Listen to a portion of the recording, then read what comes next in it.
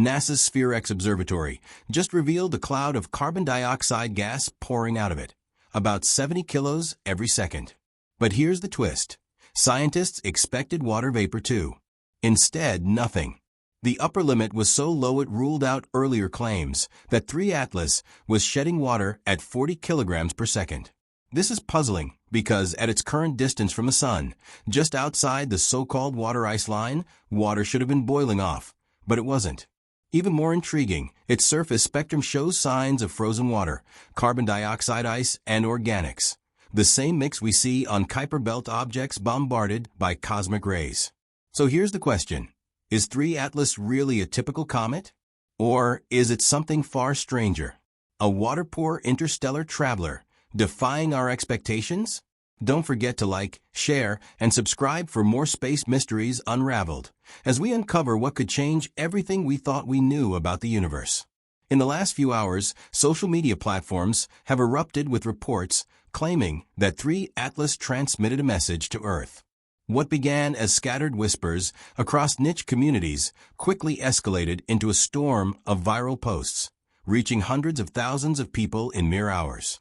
The story gained traction because it coincided with fresh telescope data released to select research groups, and soon speculation turned into widespread suspicion that something monumental had just taken place. On the 5th of June, 2025, the SETI Institute confirmed that a narrow-band radio signal had been received from the direction of Kepler 442b, a potentially habitable exoplanet located roughly 1,200 light-years away. For over 4 decades, SETI has scanned the skies in search of meaningful transmissions, logging and analyzing thousands of unusual bursts of static, pulsar noise, and satellite interference. But this signal stood apart from the rest. It did not arrive randomly. It repeated. Even more surprising, the signal's modulation patterns carried unmistakable traces of structure, as if an encoded language had been woven into its intervals. Scientists who compared it to traditional codes like Morse noted the resemblance, but stressed that it was far more complex, with levels of organization beyond any natural explanation. The first press briefing revealed how extraordinary this find was. Dr. Lina Romani, an astrophysicist from Berkeley who had long collaborated with SETI, addressed the world. Her voice trembled as she described the phenomenon. She admitted that it was unlike anything the Institute had ever encountered and acknowledged that the patterns bore the unmistakable hallmarks of intelligence. She stopped short of drawing absolute conclusions, but made it clear the discovery was far beyond ordinary space. Then the stream abruptly cut off mid-question and never returned. Viewers initially thought it was a technical glitch, but when the press conference vanished entirely without follow-up, unease began to spread.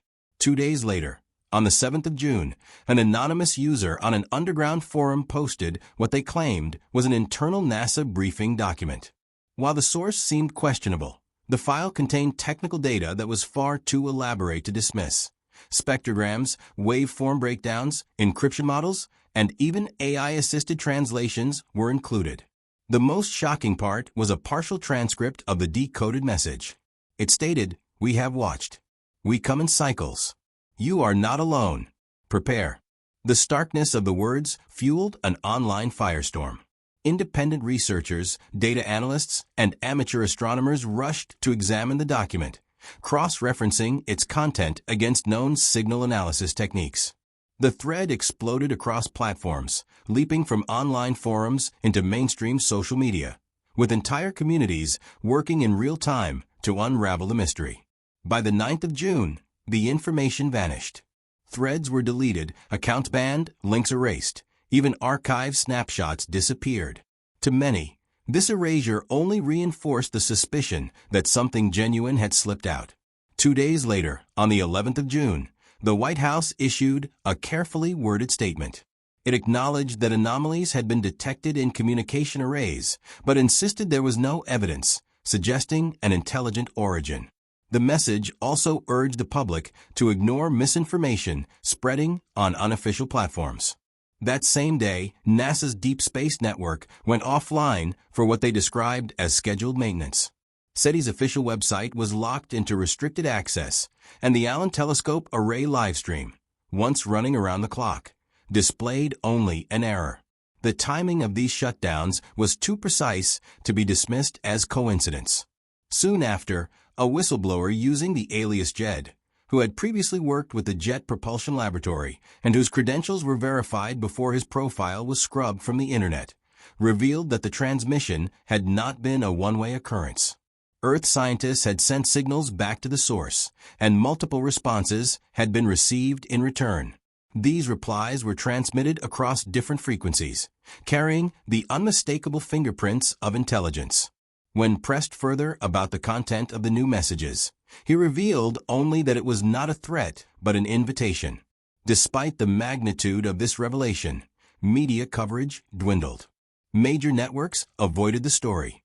Independent journalists reported unusual difficulties in publishing, and podcast episodes covering the subject vanished from their platforms.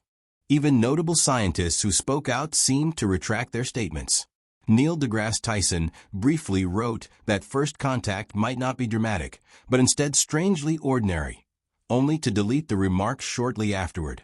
What should have been the most significant news of the century seemed to dissolve into silence as the days passed.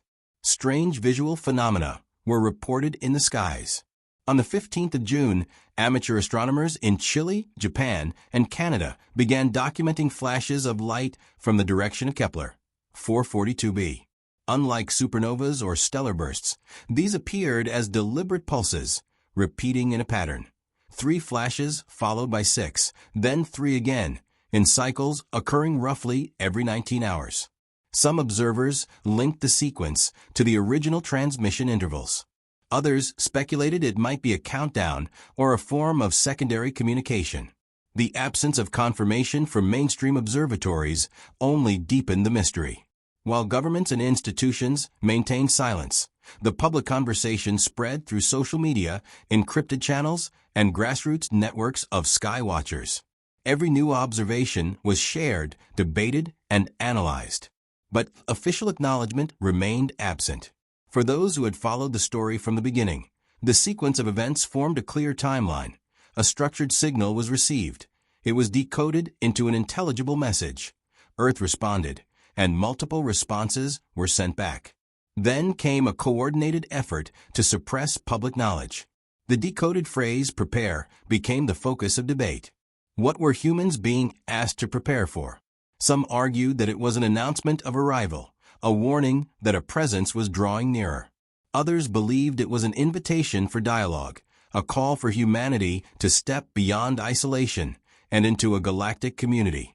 A smaller group feared that the message signaled a shift in cycles, suggesting that whatever intelligence had reached out had done so many times before, always watching, always waiting, returning according to some unknown timetable.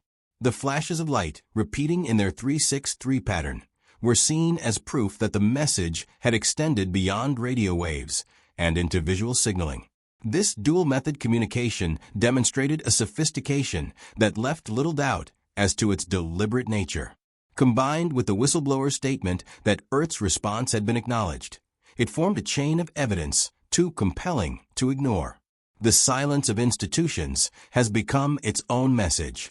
By withdrawing access, restricting data, and avoiding the subject in public forums, they have only confirmed the reality of the phenomenon to those who have seen the evidence. Instead of calming speculation, the silence has fueled suspicion that humanity stands on the edge of contact, and that governments are struggling with how to manage the revelation. The events of June 2025 mark a turning point in humanity's story. For decades, people speculated about the possibility of receiving a message from the stars. Few expected it to arrive with such clarity, repetition, and undeniable structure. Fewer still imagined that it would be followed by deliberate suppression and silence. Yet the facts remain. A message came, it was decoded, Earth replied, and the reply was answered. The truth of this moment may not be broadcast across televisions or printed in headlines, but it exists in the records of those who paid attention. It exists in the flashes of light witnessed by sky watchers, in the documents briefly leaked online, and in the words "prepare" that continue to echo in every conversation about what comes next. This individual shared a fascinating video on social media capturing a substantial entity penetrating the clouds. Following its submission, the video spread across various groups, prompting researchers to delve deeper into its nature. According to the individual, while peering out of the airplane window, he noticed something peculiar in the distance. Hastily grabbing his camera, he commenced recording, emphasizing the discernible visibility of the object from a considerable distance. Moreover, he described the object as having four sizable arms that pierced through the layers of clouds.